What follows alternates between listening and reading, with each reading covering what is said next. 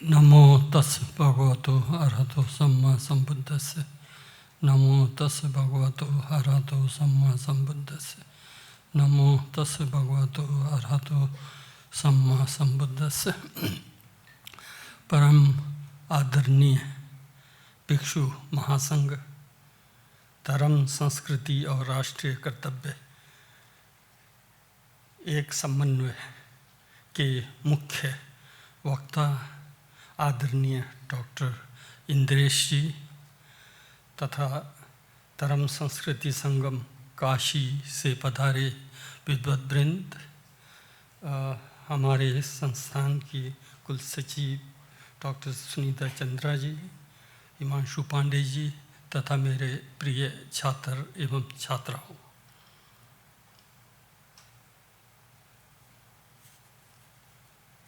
निश्चित रूप से माननीय डॉक्टर इंद्रेश कुमार जी ने भारत की जो चिंतन धारा है वो कैसे अन्य पाश्चात्य धर्म दर्शन से यूनिक है, उस पर बहुत गंभीरतापूर्वक प्रकाश डाला। उसी को मैं यहाँ धर्म, संस्कृति और राष्ट्रीय कर्तव्य के शब्द पर फोकस करते हुए मैं अपना विचार रखने चाहता हूँ। जहाँ तक मैं देखता हूँ, पाश्चात्य धर्म जो सेमेटिक हैं वो सृष्टिकर्ता द्वारा इस यूनिवर्स को बनाया ऐसा मानते हैं, लेकिन उसके साथ साथ न वो पूर्व जन्म का अस्तित्व को मानते हैं, सिर्फ वर्तमान जीवन को मानते हैं। निश्चित रूप से भविष्य जो है क़यामत तक उसका स्प्रिट रहता है, वो दूसरी बात है। जब मैं धर्म पर विचार करता हूँ तो निश्चित रूप से जैसे आपने कहा इंद्रेश जी ने कि अहिंसा परमो धर्म की देशना भारतीय भूमि से ही आ सकता है, जिसका दर्शन सनातन वेद जो आद्यांत रहित को मानती है, पूर्व जन्म और पर जन्म को मानती है, वही अहिंसा परम धर्म को जो है व्यक्त कर सकता है। अब उदाहरण के लिए देखिए, क्रिश्चियनिटी हो, मुस्लिम हो या ज्यू हो, वहाँ पर अहिंसा पाप है, लेकिन अहिंसा हिंसा, मनुष्य का हत्या करना हिंसा है, पाप है। लेकिन वहीं पर पशु पक्षी को मारना पाप नहीं है। मनुष्य उस क्रिएटर का सर्वश्रेष्ठ क्रिएशन है। इसके चलते जितने भी इस संसार में पेड़ पौधे पशु पक्षी हैं वो उनके भोजन के रूप में हैं। उनको मारना, उनको हत्या करना, मीट खाना पाप नहीं है। ये दर्शन क्या अहिंसा परमो धर्म को स्थापित कर सकता है? इस चीज़ को आप अगर अंतर्मुखी होकर के अगर विचार करेंगे, चिंतन करेंगे, ये स्पष्ट हो जाता है। यहाँ तथागत बुद्ध की बात करूँ जो भारतीय भूमि से आए हैं, तथागत बुद्ध का हिंसा सिर्फ मनुष्य मारने तक नहीं है, चींटी से लेकर हवेल मछली तक सबका प्राण एक समान है। यदि किसी का भी आप हिंसा करते हैं तो वो हिंसा होता है, वो पाप है। यहाँ पर पाप और पुण्य का प्रावधान किसी होली टेक्स्ट के माध्यम से नहीं होता है, जैसे कि बाइबल में कहा, जैसे कि कुरान में कहा कि अगर आप इसको करते हैं तो आप होली टेक्स्ट का उल्लंघन करते हैं, इसलिए पाप है। नहीं, बहुतों में ऐसा नहीं। तथागत बुद्ध ने कहा कि हिंसा पाप है, इसलिए पाप नहीं है। हत्या इसलिए पाप है क्योंकि आप प्राणी का प्राण ले रहे हैं, इसलिए पाप है, नैसर्गिक पाप है। यहाँ पर व्यवस्था के द्वारा या यहाँ पर संवैधानिक या किसी नीति निर्माता के कहने के कारण पाप नहीं है, अपितु उसका स्वभाव पाप है। आपने हत्या किया है, दुख पहुंचा है, चोट किया है, इसलिए पाप है। यही दर्शन हमें पाश्चात्य दर्शन से अलग करती है, ऐसा मेरे को लगता है। वहीं दर्शन की आज के क्षेत्र, आज आधुनिक युग में देखें कि पाश्चात्य दर्शन क्या है। Darwin survival of the fittest की बात करता है, मत्स्य न्याय की बात करता है, जिसमें शक्ति है वो जिएगा। यही कारण है, इसी का प्रभाव है आज यूक्रेन में देखें या जहाँ कहीं भी युद्ध आप देख रहे हैं, इसलिए है। इसका एंटीडोट कहें, इसका विरोध यदि कोई कर सकता है तो वो भारतीय दर्शन नहीं कर सकता। भारतीय दर्शन जो सर्वे भवन्तु सुखिना की बात करती है, जो दर्शन वसुदेव कुटुम्बकम की भावना करती है, जो यत अहम तत एते यत एते तत अहम की बात करता है। और जैसे विस्तार से आपने कहा मातृभूमि, मातृभूमि का अर्थ एक प्रकार से ठीक है, भारत के संदर्भ में हम भारत माँ को मातृभूमि कह सकते हैं। जब हम वसुदेव कुटुंब की बात करते हैं, संपूर्ण ब्रह्मांड हमारे लिए माता है, संपूर्ण ब्रह्मांड हमारे लिए माता है। जब माता की बात करता हूँ, माता के विषय में मैं चिंतन करता हूँ, माता क्या है? जो हमारा भरण पोषण करती है वो माता है, जो हमारा सुख दुख में सहायक है, जो सेवा करती है वो माता है। इस संदर्भ में देखेंगे हम कितने एक दूसरे पर आश्रित हैं, हमारा अस्तित्व दूसरे पर आश्रित है, पूरा ब्रह्मांड पर आश्रित है। ब्रह्मांड की किसी हिस्से में भी यदि समस्या आती है वो हमारा समस्या हो जाता है, हम परेशान हो जाते हैं। इससे स्पष्ट है कि हम एक दूसरे पर निर्भर हैं, हम एक दूसरे पर आश्रित हैं, एक के अभाव में दूसरे का हमारा अस्तित्व नहीं है। इसलिए यूनिवर्स जो है, ब्रह्मांड हमारी माँ है, हमारी सेवा कर रही है, हमारी रक्षा कर रही है। जो हम भारतवर्ष दे सकता है वो अमेरिका नहीं दे सकता, जो अमेरिका दे सकता है वो भारत नहीं दे सकता, जो अरब कंट्री दे सकती है वो भारत नहीं दे सकता है, जो भारत दे सकती है अरब कंट्री नहीं दे। मेरे दृष्टि में हमको जो है विशाल हृदय के साथ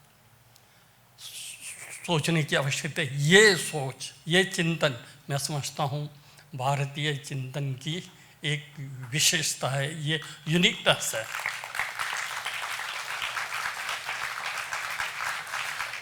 इसलिए जब अब मैं पॉइंट पर धर्म के विषय में लें, धर्म क्या है? धर्म धारण करना, ग्रहण करना, दृढ़ धातु से बना है, धारण करना है, अपने के से आत्मसात करना है। धर्म का अर्थ धारण करना है। और यदि हम धर्म को बृहत रूप से लें, बृहत अर्थ में लें, धर्म वो है जो वस्तु की या किसी सोच या चिंतन या भाव का यूनिकनेस को ग्रहण करता, वो धर्म है, वो धर्म है। जैसे कि ये गिलास, गिलास भी धर्म है, ये टेबल, ये भी धर्म है, क्योंकि ये टेबल अपना यूनिकनेस को ग्रहण करके हम इसको टेबल के रूप में जान सकते हैं, क्योंकि टेबल का अपना यूनिक कैरेक्टर है, इसलिए ये टेबल है जो गिलास से भिन्न है। जब हम गिलास कहते हैं तो इसका अपना यूनिकनेस कैरेक्टर है, कि इसलिए हम इसकी पहचान गिलास के रूप में करते हैं। इस दृष्टि से देखते समय हर वस्तु, हर चिंतन, हर भाव क्या है? धर्म के अंतर्गत आता है। धर्म का अर्थ ही है अपना कैरेक्टर, अपना स्वभाव को हम धर्म कहते हैं। इस दृष्टि से जब हम देखते हैं मनुष्य का धर्म क्या है, मनुष्य का धर्म पर आप थोड़ा आंख बंद करके अंतर्मुखी होकर के चिंतन कीजिए। जैसे कि अभी आपने हम लोगों को ध्यान करवाया, माँ का ध्यान करवाया तो कितना आनंद का अनुभूति हो रही थी। इसका अर्थ है जब हम माँ कह रहे हैं, हम अपने नैसर्गिक हमारे स्वभाव में हम स्थित हो रहे थे, वहाँ किसी प्रकार का द्वंद्व नहीं था, हम पीस, वो हम अपने चित्त के स्वभाव में, चित्त के धर्म में हम स्थित हो रहे थे, इसलिए हमें पीस का अनुभव हो रहा था। यदि हमारे अंदर राग द्वेष आती, हम परेशान हो जाते हैं। क्यों? क्योंकि राग द्वेष विकृतियां हैं, वो हमारे चित्त का स्वभाव नहीं है, हम स्वभाव के विपरीत जा रहे हैं, इसलिए हम परेशान हैं। चित्त का स्वभाव समझिए करुणा में है।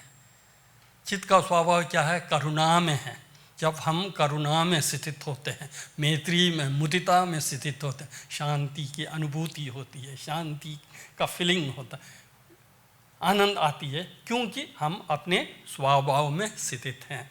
इसलिए हमको ये समझना है मनुष्य का स्वभाव क्या है।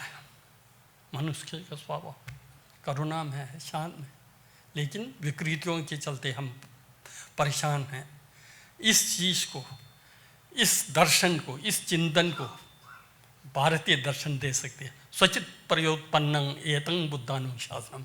बुद्ध कहते हैं अपने चित्त को दमन करना, अपने इस चित्त के वाइल्डनेस को जो है शांत करना, ये तथागत का शासन है, ये तथागत का डॉक्ट्रिन है, ये दर्शन है।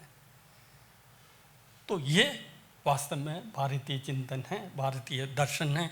यही हमको दुनिया में शांति स्थापना कर सकती है, शांति स्थापित कर सकती है। इसकी आवश्यकता है, इस पर हम सबको जो है ध्यान देना है। जहाँ तक धर्म की बात है, कभी कभी हम लोग धर्म के रूप में बाह्य कर्मकांड आदि पर बहुत ज़्यादा हम लोग ध्यान देते हैं। उससे ज़्यादा हमको अंतर्मुखी होना पड़ेगा, अंतर्मुखी होना पड़ेगा। अंतर्मुखी हो करके हम अपने अंदर करुणा, दया, मैत्री आदि का विकास करना होगा। यदि आप जेन्युइन धर्म का अनुशीलन करने चाहते हो, ये मेरा एक रिक्वेस्ट था। दूसरा, जब हम संस्कृति की बात करते हैं, संस्कृति है क्या है? संस्कृति को समझने के लिए, जैसे कि प्रकृति के अंदर, प्रकृति जो है एक प्रकार से हमारे सभी संभावनाओं का सोर्स है, स्रोत है। प्रकृति हमारे सभी संभावनाओं का क्या है? स्रोत है, ओरिजिन है, सब कुछ है प्रकृति के अंदर निहित, सब कुछ प्रकृति के अंदर निहित। यदि प्रकृति के अंदर ना होता, ये विकास आज साइंस हो, टेक्नोलॉजी, आध्यात्म होता नहीं, वो प्रकृति में निहित है। लेकिन उस प्रकृति से हमको संस्कृत करना है, सम्यक रूप से क्रिएट करना है, सम्यक रूप से हमको निकालना है प्रकृति से, प्रकृति से सम्यक रूप से निकालना। संस्कृति का अर्थ यही है। संस्कृति का अर्थ है अपने चित्त को सुधारना है, परिष्कृत करना है, शुद्ध करना है, निर्मल करना है, ये संस्कृति है। जब आप संस्कृति की बात करेंगे, यदि संस्कृति का अनुशीलन करके आपके अंदर मानवीय मूलों का विकास नहीं होता है, तो मैं नहीं समझता कि आप वो जो है संस्कृति का अनुपालन कर रहे हैं। संस्कृति का अनुपालन क्या है? मानवीय मूल्यों का वो करना है, विकास करना है। जब हम मानवीय मूल्य कहते हैं, मूल्य क्या है? मूल, मनुष्य के लिए मूल क्या है? मनुष्य के लिए मूल जीवन है। मनुष्य के लिए मूल क्या है? जीवन है। जीवन के लिए जो उपयोगी है, जो जीवन के लिए हमें जो विचार, चिंतन सरल, सहज बनाती है, वो मूल्य है, वो मानवीय मूल्य है। इसलिए संस्कृति का अभिप्राय मानवीय मूल्यों से लेना है। मानवीय मूल्य वो है जो हमें चित्त के अंदर शांति का संचार करती है, आनंद का संचार करती है, और उसके मार्फत काय वाणी के द्वारा हम दूसरों का भी कल्याण करते हैं। वो जो है संस्कृति है। तो इन्हीं शब्दों के साथ बहुत समय भी हुआ है, तो सिर्फ हम लोग भारतीय संस्कृति रिच है, भारतीय संस्कृति यूनिक है करके शब्द मात्र, व्याख्यान मात्र से नहीं होगा। उसको हमारे जीवन में उतारना है, उसको हमको जीवन में उतारना है। यदि ऐसा नहीं करेंगे तो सिर्फ यही है कि हम एक स्वादिष्ट भोजन के बारे में डिस्क्राइब कर रहे हैं बहुत सुंदर ढंग से, यदि उसको आप स्वाद चखेंगे नहीं तो उसको कोई प्रयोजन नहीं। मेडिसिन के बारे में लाखों श्लोक आपको याद होगा, यदि वो मेडिसिन पिल आप खाएंगे नहीं तो कैसे स्वस्थ होंगे, सिर्फ नहीं होगा।